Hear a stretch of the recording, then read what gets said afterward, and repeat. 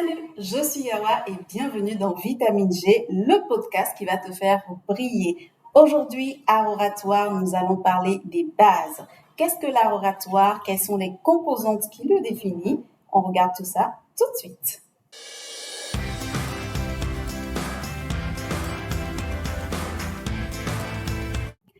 Qu'est-ce que l'art oratoire? L'art oratoire, c'est la capacité à captiver, émouvoir et ou persuader son public, son auditoire. Si certaines personnes ont la faculté naturelle de pouvoir y arriver, d'autres ont besoin de maîtriser les techniques et les principes qui définissent l'art oratoire. Mais avant, retournons dans l'histoire. On est dans l'an 55 avant Jésus-Christ, il a 52 ans, il est au sommet de sa gloire et il sort un livre qui va faire le bim, comme on dit chez nous, dans la Rome antique. Il s'appelle Cicéron et avec son livre De Oratore, Cicéron va définir ce qu'est censé être l'orateur idéal. Selon Cicéron, l'orateur idéal doit passer par 5 grandes composantes. Commençons par l'inventio. L'inventio se définit comme, le mot l'indique, inventer, mais on va revenir dans notre français aujourd'hui, on va parler des choix. Donc, le choix du sujet que vous allez élaborer, le choix du message que vous devez faire passer.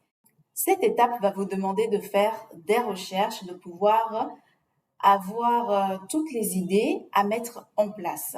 Et une fois que vous avez toutes vos idées, il faudra trouver également les arguments pour appuyer ces idées-là. Tout dépend maintenant du message. Donc, vous pouvez passer par des arguments qui soient affectifs ou des arguments qui soient rationnels. Côté rationnel, on peut aller par exemple sur des chiffres précis. Donc, il faut faire des recherches pour trouver ces genres de chiffres-là. Ou encore, côté affectif, aller par exemple sur du storytelling. Deuxième étape, le dispositivo. Le dispositivo, son mot l'indique, disposer, c'est pouvoir maintenant, une fois les recherches faites, reprendre la disposition, organiser ses idées. Alors, comment vous organisez vos idées? Vous avez peut-être une vingtaine, une trentaine, voire même une cinquantaine d'idées, 1 million d'idées s'il le faut. Il faudrait maintenant, à ce moment-là, vous demander quel est l'objectif de ma prise de parole. Et une fois que vous avez cet objectif-là, vous prenez 2, 3 ou maximum 5 idées et vous avez le résultat qu'il vous faut. Et donc, avec le dispositivo, on va faire appel à votre cohérence et à votre pertinence. Comment est-ce que vous choisissez vos idées? Quelle est la cohérence dans la disposition de vos idées et quelle est la pertinence des arguments que vous aurez choisis? Voici la deuxième étape. Troisième étape, l'élocution. L'élocution est l'étape la plus importante parce que Cicéron le disait, l'éloquence, c'est une façon de donner de la saveur au savoir. Et en réalité, cette étape, pour moi, est également celle qui va vous donner le là, comme on dit chez nous. Donc, à partir de cette étape, on va faire appel à votre style de rédaction. Quelle est la clarté de votre message? Vous devez donc mettre des figures de style, mettre les mots qu'il faut aux endroits qu'il faut, trouver également toute la panoplie autour pour pouvoir délivrer votre message. Et ensuite, comme le dit Blaise Pascal, l'éloquence est la peinture de la pensée. Vous avez besoin à ce moment-là que votre pensée donne toutes les couleurs possibles pour que votre auditoire soit le plus émerveillé.